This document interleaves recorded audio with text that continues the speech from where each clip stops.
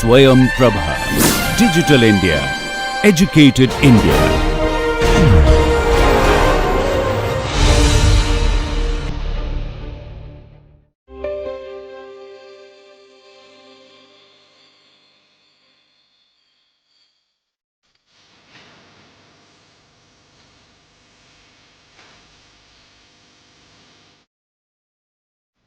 Now, we are going to start with another topic that is introduction to neural networks.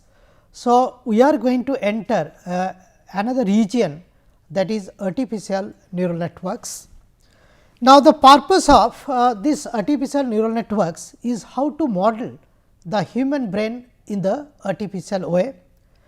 Now, these are the topics actually which we are going to discuss. So, at first I will give a brief introduction on working principle of a biological neuron, and I will try to design the artificial neuron based on the working principle of the biological neuron. And after that, so we are going to discuss like how to design one artificial neural networks which consist of a large number of neurons. Then we will be discussing the principle of supervised and unsupervised learning, and at the end we will try to define like what do you mean by incremental and batch modes of training. Now, let us start with actually the biological neuron. Now, before that let me tell you that the concept of neural networks actually that was proposed in the year 1943 by Makla and Pitts, and here actually what we do is we try to copy everything from the biological neurons or biological nervous system. Now, if you see the biological nervous systems, it consists of a large number of neurons, and these neurons are working in parallel. Now, the average human brain contains approximately 10 raised to the power 11 neurons, and of course, it varies from person to person, and these neurons are working in parallel, and that is why our brain is a highly complex parallel computer. Now, let us see the working principle of a particular the biological neuron. Now, if you see a biological neuron, it consists of in fact a bush of thin fibers, and those are known as dendrites. So, these are nothing but the dendrites, and then we have got one long cylindrical fiber, and that is called the axon. So, we have got this particular axon, and we have got the cell body or the soma, and of course, we have got so this particular the synapse. Now, let me explain the working of each of these particular components of the neurons. For example, say, so a particular neuron will try to collect information from the neighboring neuron. Now, this neighboring neuron could be here. Now, it will try to collect information of the from the neighboring neurons with the help of these thin fibers, those are nothing but the dendrites, and it will collect all such information and in the cell body or the soma. So, here the information will be collected, and this particular collected information will pass through the axon, and then it will go to the junction between. So, this particular neuron and the next neuron, and that particular junction is known as actually the synapse.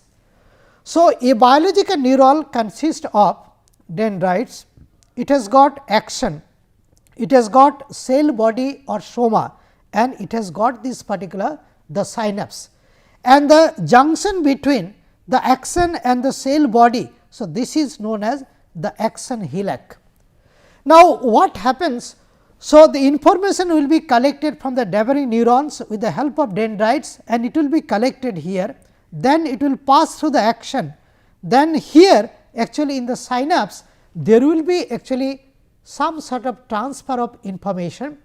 Now, in biological neuron, the transfer of information takes place through the difference in ion concentration. For example, there is a difference of sodium ion concentration, potassium ion concentration, and due to this particular sodium ion and potassium ion concentration, some part of the information, the collected information will be passed to the next neuron through your this synapse. So, this is the way actually one biological neuron works. Now, in an artificial neuron, the same working principle has been copied in the artificial way. Now, let us see how to copy this particular principle in the artificial way. Now, just like our biological neuron, so it collects information with the help of dendrites. So, these are all collected information. For example, say I 1, I 2 up to say I n.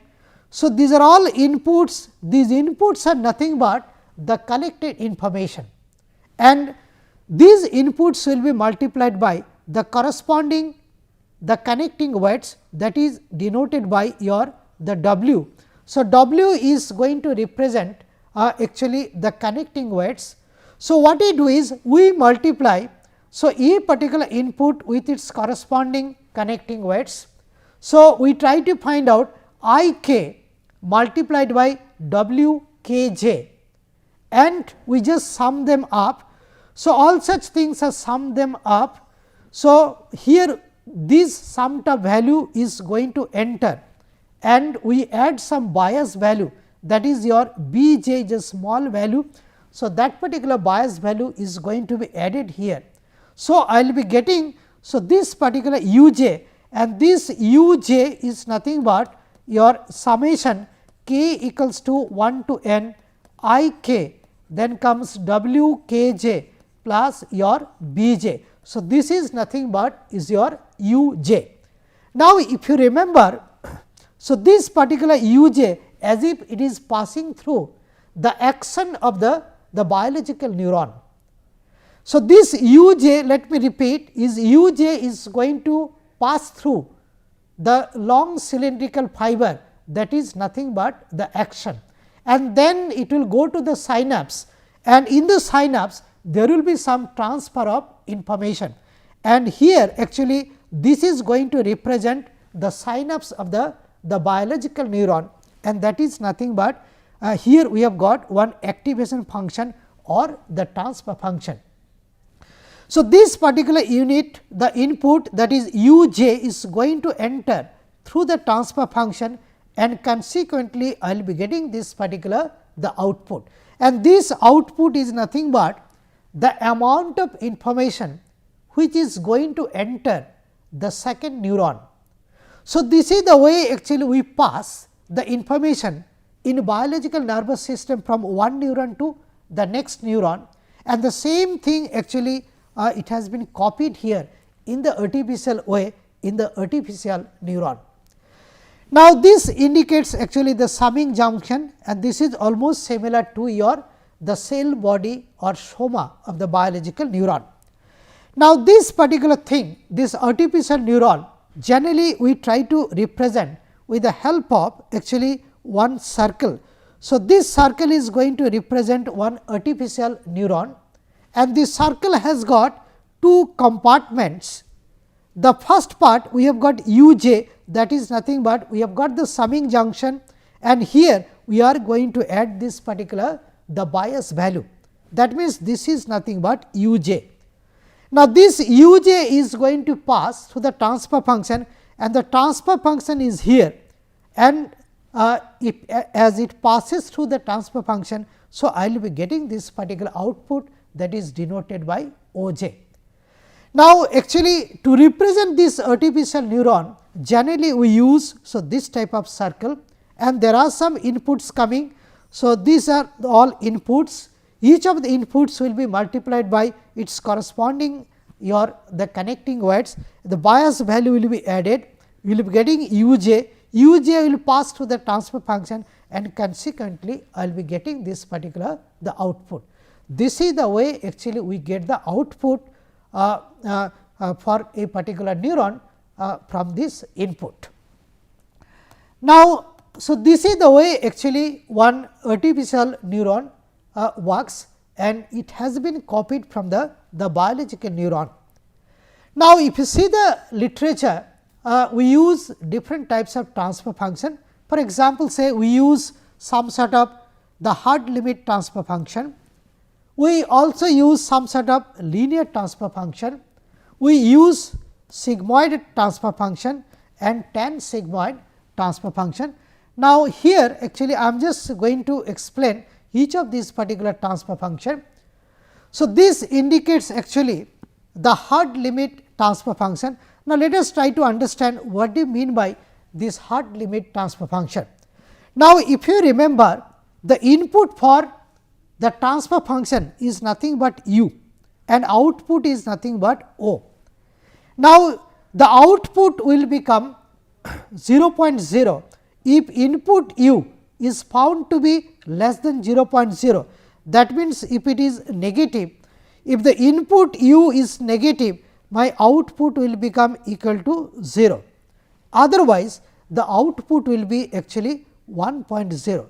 So, for this type of transfer function, there are two outputs, it is either 0 or it is 1.0. So, this type of transfer function is known as the hard limit transfer function, and this type of transfer function we use in fact in a special type of neuron, that is called the perceptron neuron. So, we use this type of hard limit transfer function in perceptron neuron.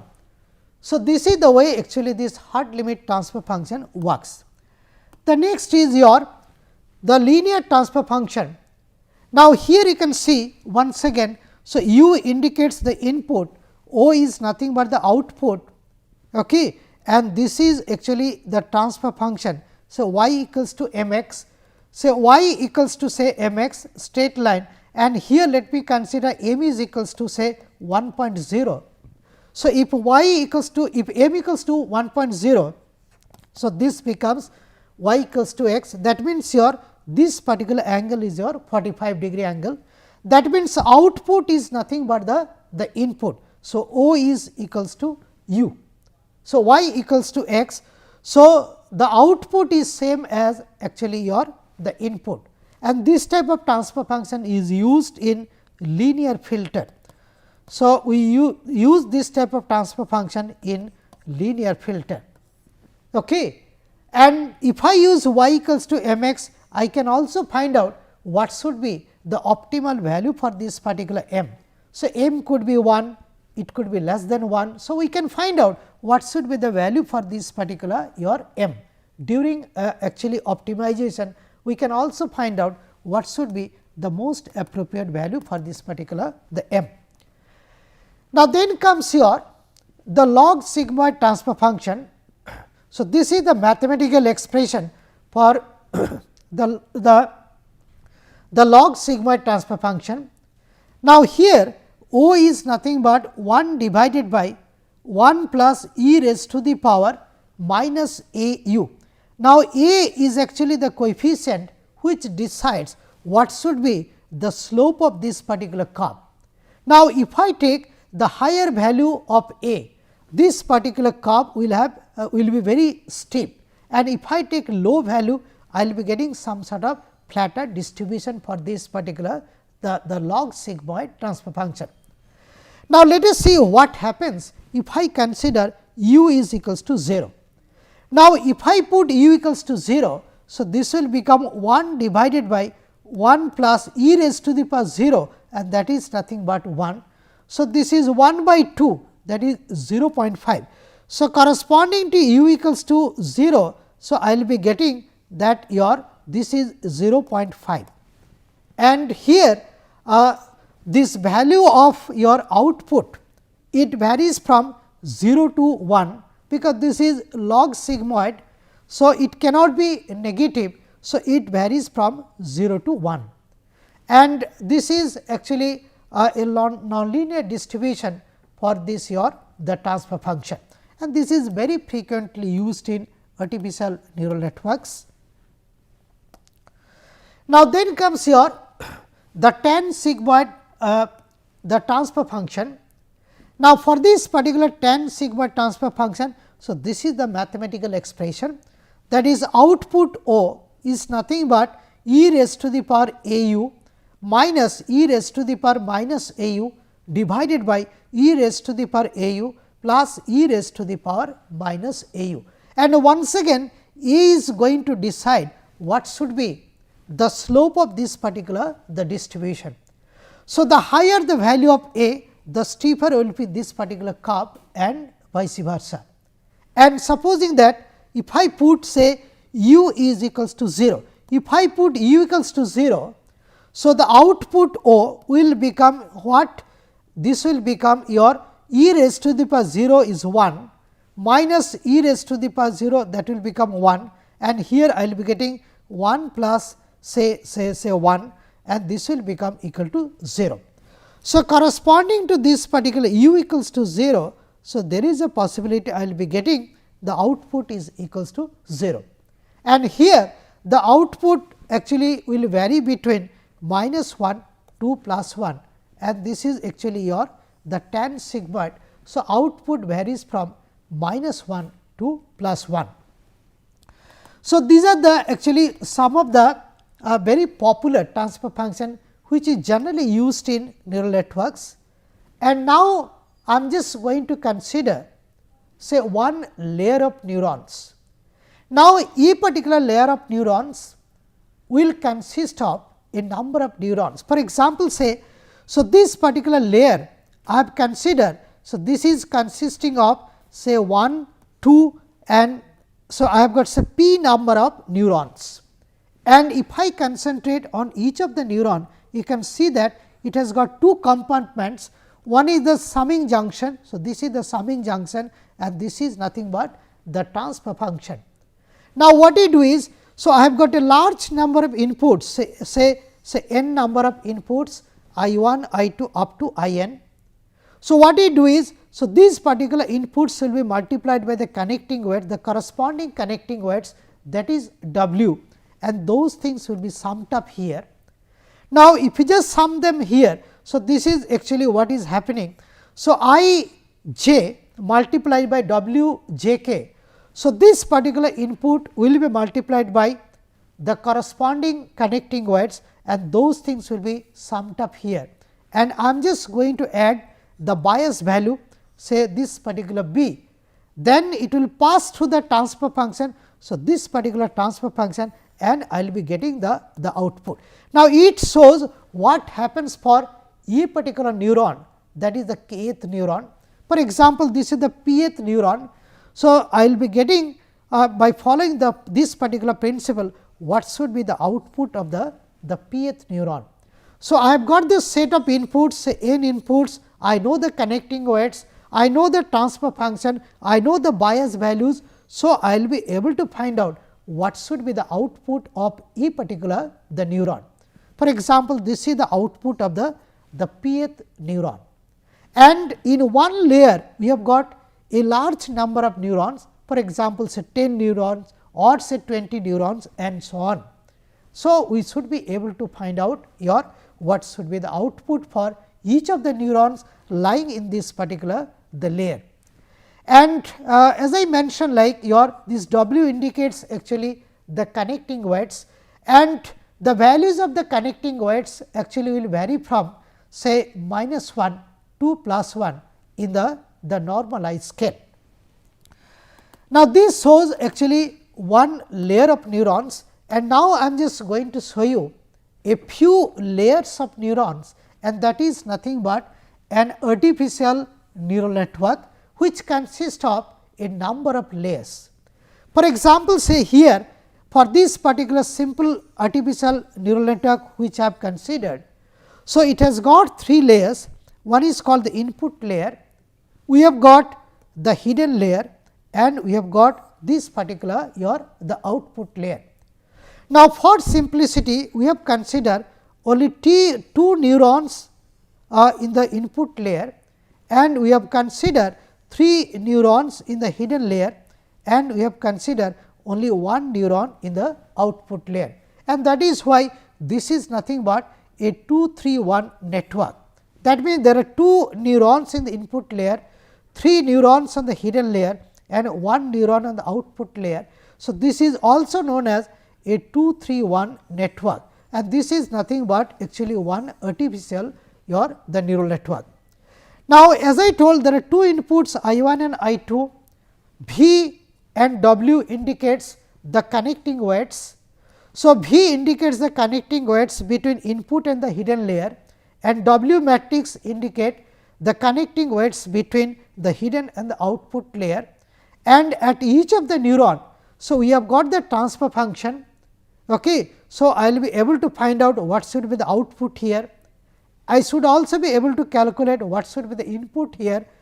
I will be able to calculate the output here, then the input here, and I can also find out what should be the final output of this particular the network. All such things we will be discussing in much more details.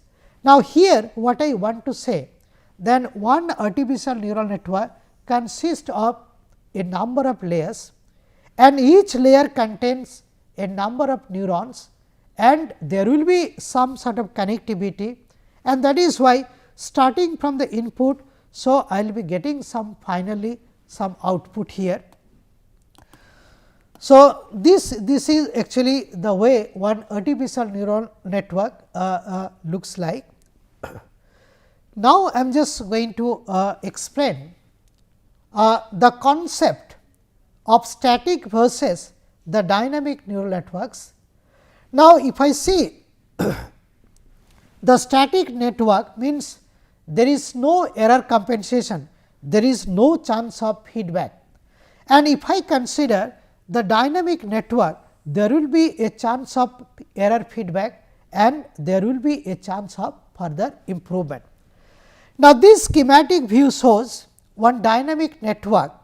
Now, the performance of a particular neural network depends on the architecture of that or the topology of this particular network. That means, what is the number of layers, how many neurons are going to be present at each of the layers, that indicates actually the architecture or topology of this particular the network. And the performance of this particular network of course, depends on the connecting weights values, and moreover it depends on the coefficient of transfer functions, the different transfer function used in different layers. So, the performance depends on architecture, weights, the coefficient of transfer function and all such things. The moment we pass one set of inputs, so I will be getting some output here. Now, this particular output will be compared with the target output just to find out what should be. So, this particular error.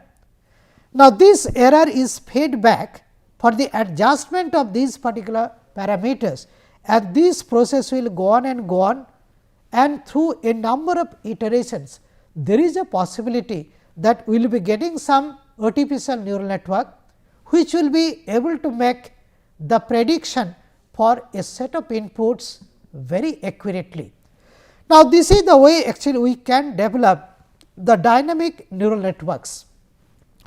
Now, these things actually we will be discussing in much more details in future.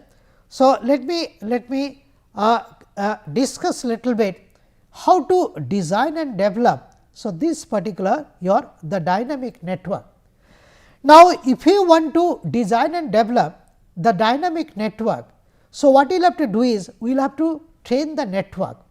So, we will have to use some optimizer or we will have to use some sort of learning tool, so that we can design and develop that particular the neural network, so that it can predict the output for a set of inputs very accurately.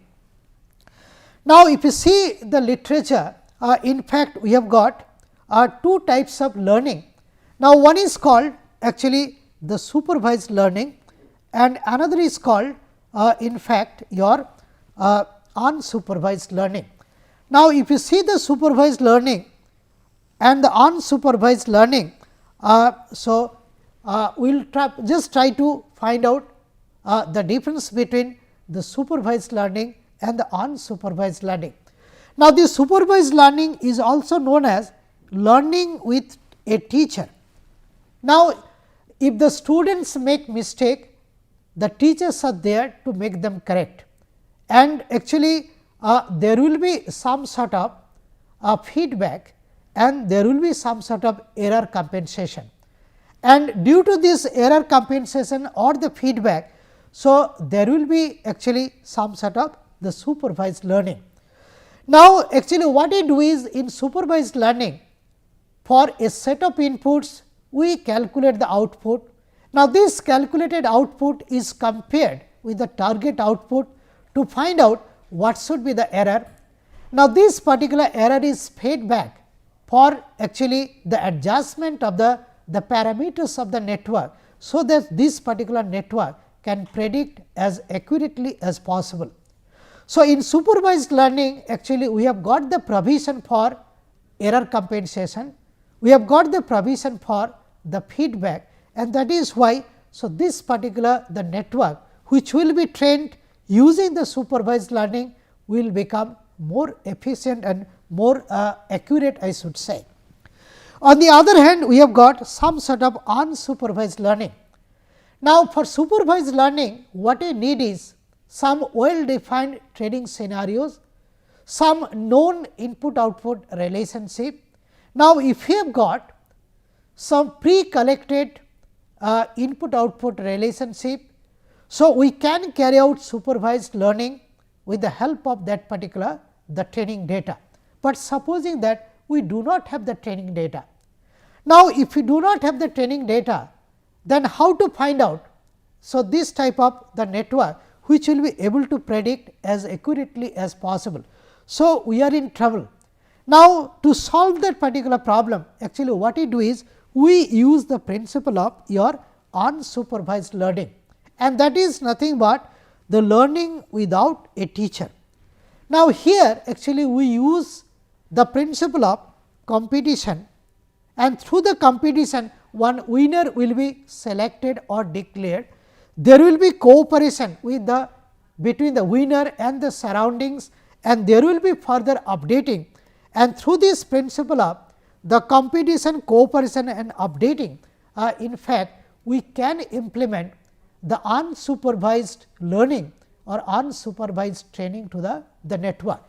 Now, these particular things, in fact, both supervised as well as unsupervised learning will be discussed in much more details later on. So, in this particular the course. Now, if I concentrate for the time being little bit on supervised learning. So, if you see the literature, so we have got two types of training used in supervised learning.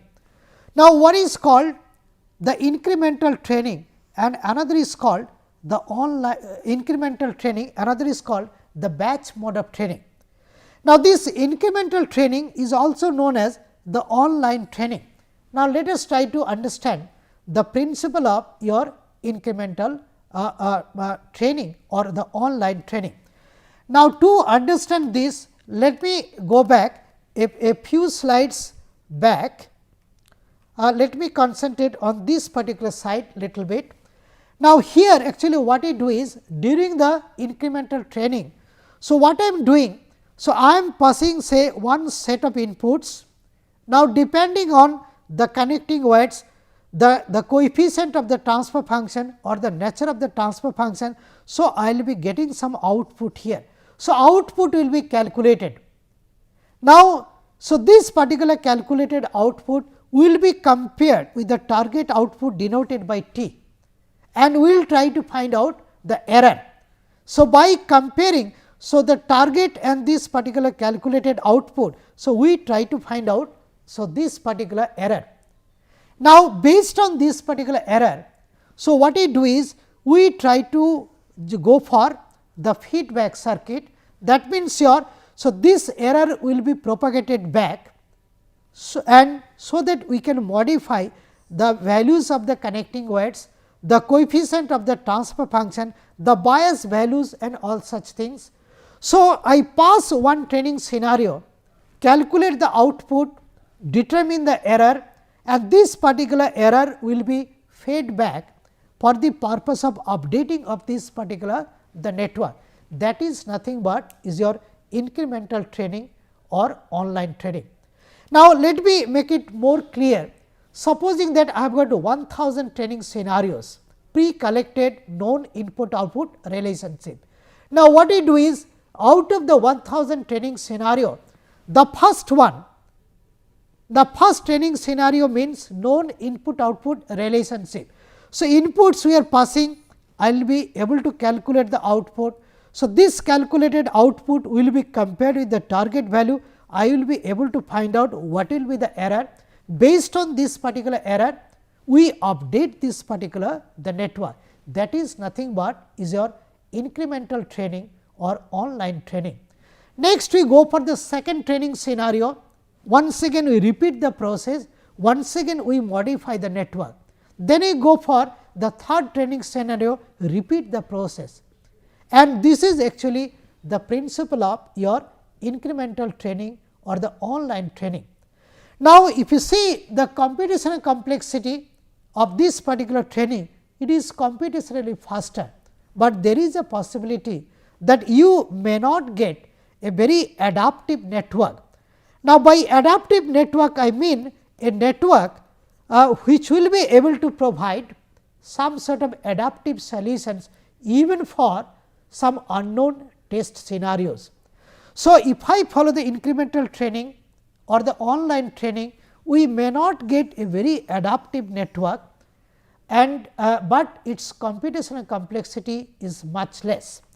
Now, I am just going to explain the principle of your another training, and that is called the batch mode of training. Now, let me take the same example that I have got a set of 1000 training scenarios, like the known input output training scenario.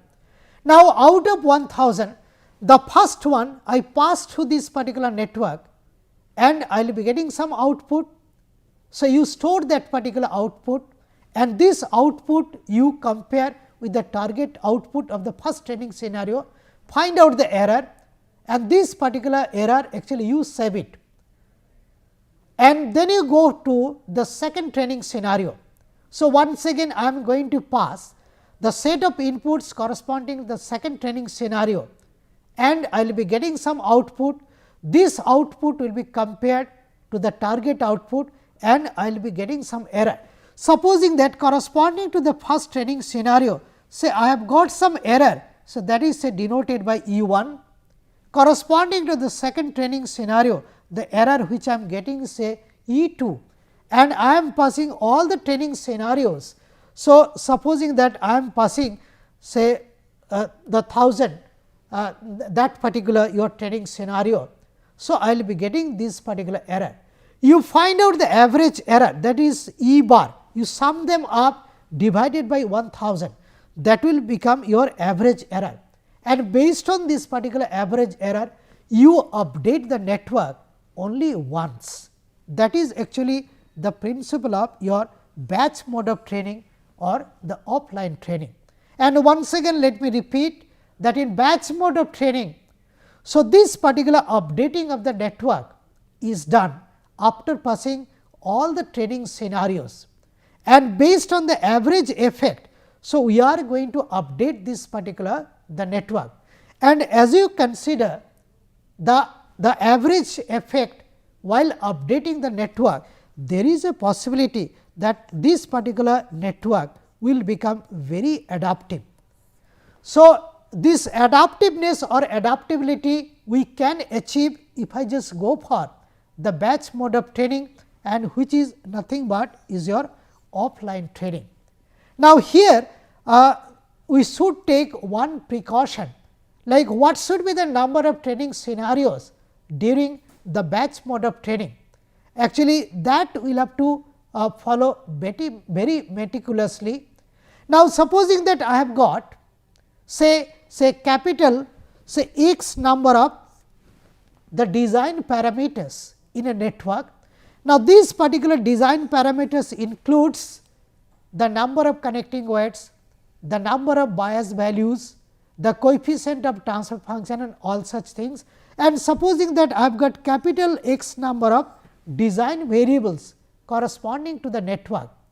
So, I will have to select the number of training scenario in such a way that the number of training scenario becomes at least equal to x or greater than x.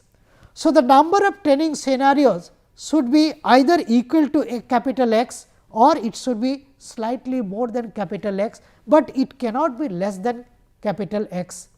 Now, if I consider the number of training scenario is less than capital X, there is a chance that there will be some sort of under training, and this particular network may not be able to predict very accurately.